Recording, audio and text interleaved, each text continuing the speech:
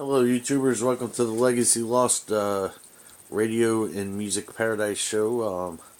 It's Keith here, and today we're doing I'll show you what I found something today, and fate would have it, I had a radio. It was at my uncle's house, and I hadn't worked in a while. I bought it used, and I went all the way out of my way to get the thing, and then I went to a tailgate party, and they didn't have the guy that was going to buy the thing that I know. He didn't want to hang around there. I don't know what happened. He left.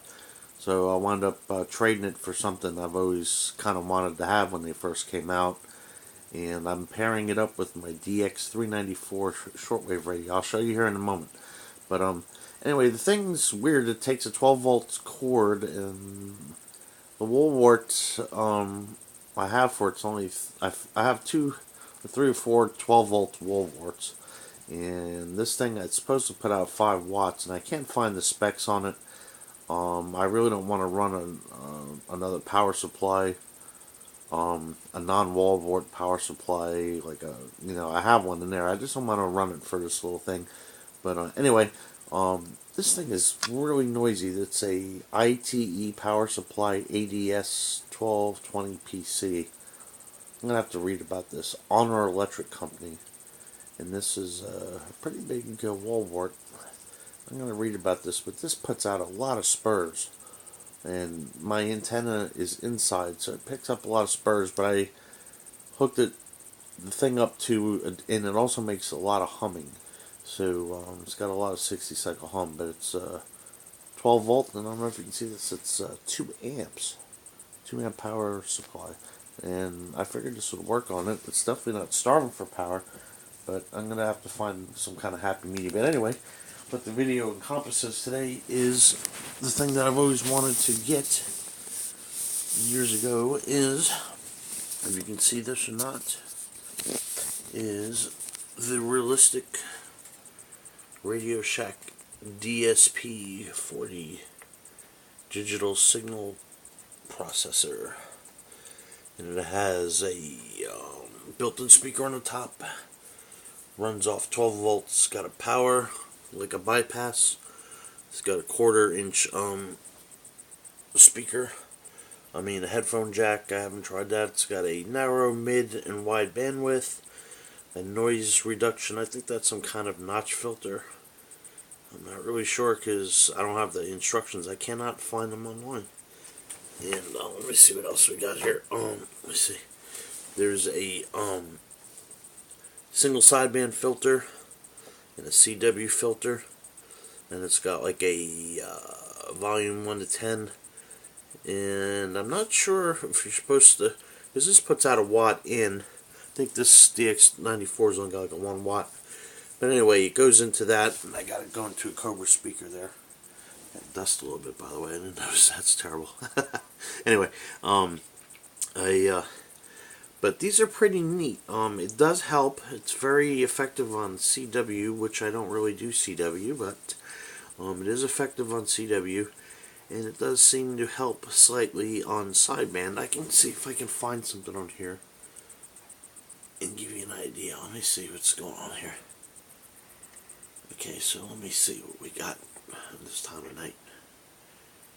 Just hold on, bear with me.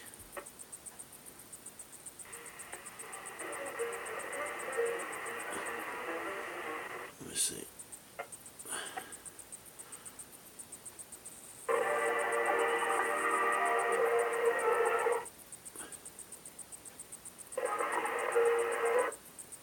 I don't want to have anything really with music. Might have some kind of issue with copyright, so let me see. See if I can get anything to spare with me.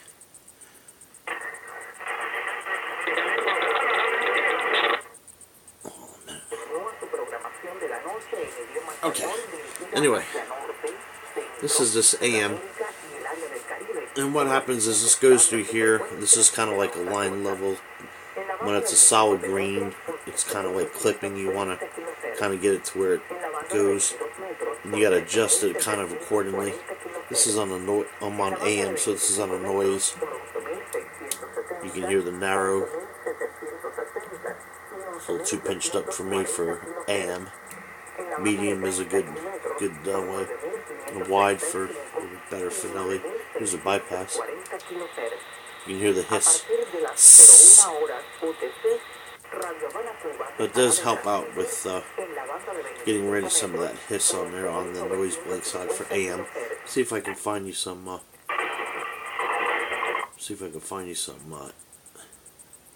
Sideband signals or something on 40 meter here. Whoop.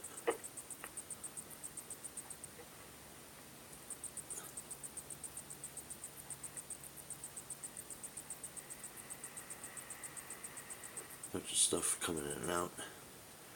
It is 00 UTC right on the top of the hour here, so might be some stuff coming on here.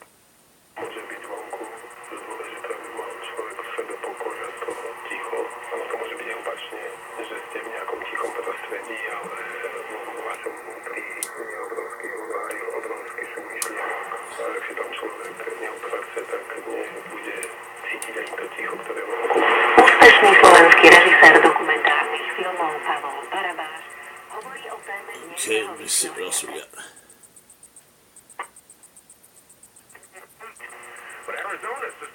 This is WBCQ The Planet up in Monticello, Maine. Let me see, bypassed. Results may vary, not a solicitation for legal services. If you owe the IRS back taxes, payroll taxes, or have not filed your returns, the IRS will get you. They can take your property, take you to court, even put you in jail. With one call to Wall, you'll never need to talk to the IRS again. Hold on a second. Our average client settles for about 10% of what is owed. We offer free face-to-face consultations in your local area. Call 800-727-0433. That's 800-727-0433. This is bypassed. The March of Dimes And that's with the signal processor on. I'm Amy Kasseri, Vice President of HCA. Signal processing. Wideband medium. We partner with the March of Dimes teacher for babies everywhere. Bypass.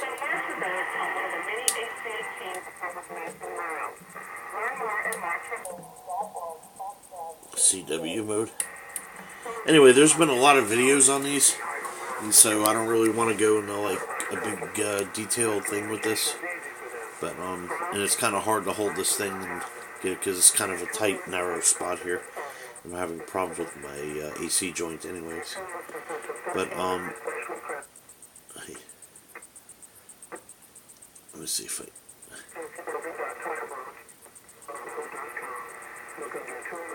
And get your copy today. Let's see what we got. This MRT. It seems like it's more useful. Almost more useful on sideband and CW than like a straight up filter. But it does help notch filters. If you got like a little bit of notch, it's a good little thing for radios that don't have much filtering, like this DX-394. That's why I'm partnering with it. But nothing fancy. Let me just see something here. Let me get upper sideband going here. Let me see. Lower sideband, I'm sorry. Let's see.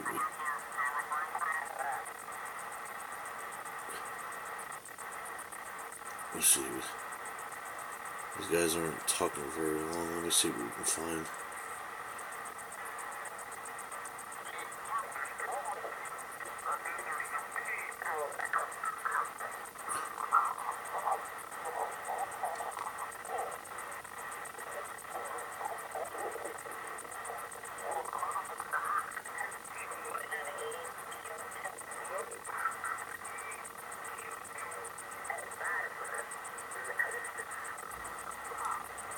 Alright, I'm sorry I'm not giving a good example here, but I'm trying to get this tuned in.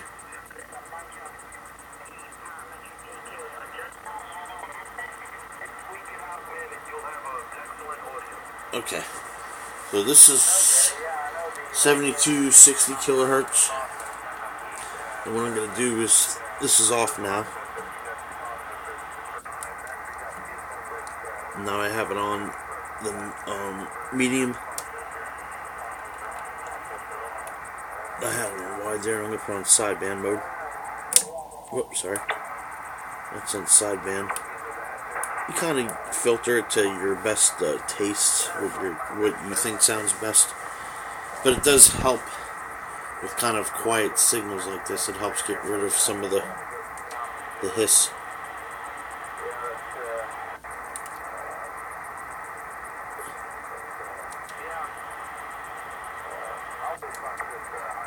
Kind of narrows it in. You can hear pick the voice out a little bit better. But like I said, I've always wanted them. I think they're about $100 or so new when they came out. So, but anyway, I'm gonna do some more experimenting with it and everything. Like I said, there's been more videos on them, several videos on these things over the years. So I'm not gonna get too in depth with it. But I think that's a good little thing to pair in with this DX-394. So.